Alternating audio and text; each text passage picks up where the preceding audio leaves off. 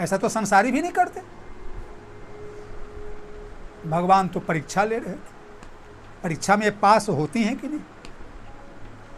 भगवान जीव को बुलाते हैं, लेकिन परीक्षा ले करके अब पास जब होता है तब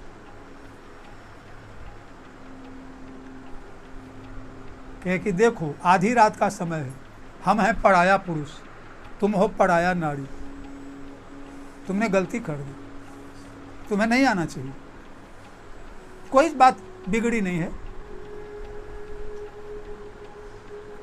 तुम वापस चले जाओ, तुम्हारे पति तुम्हारा इंतजार करते हैं, तुम्हारे पति तुम पर गुस्साएंगे। किसी की बहन हो, किसी की बेटी हो, किसी की पत्नी हो, तुम लोग जाओ। अब तो गोपियों का चेहरा उतर गया। पहले तो ये बांसुरी बजा करके बुलाया, 10 महीना पहले निमंत्रण भी दे चुका था, आवाज विजय करा करके कहता लौट जाओ। ये परमात्मा तुम्हारी कैसी तरकीब है? क्या मैं ठीक कह रहा हूं?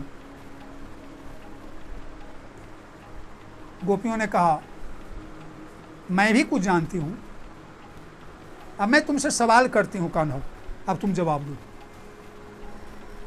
एक का पति परदेश गया है, परदेश जाने के समय उसने कहा देवियों मिट्टी की मूर्ति तुम बना लो अपने घर में और उसकी पूजा करना। कब तक?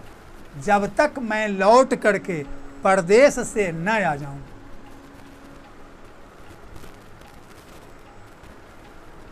एक साल के बाद उसका पति आवे और दरवाजे पर खड़ा रहे, और उस समय वह स्त्री मिट्टी की मूर्ति की पूजा कर रही है। अब परदेशी पति दरवाजे पर पुकार रहा है, दरवाजा लगा हुआ है।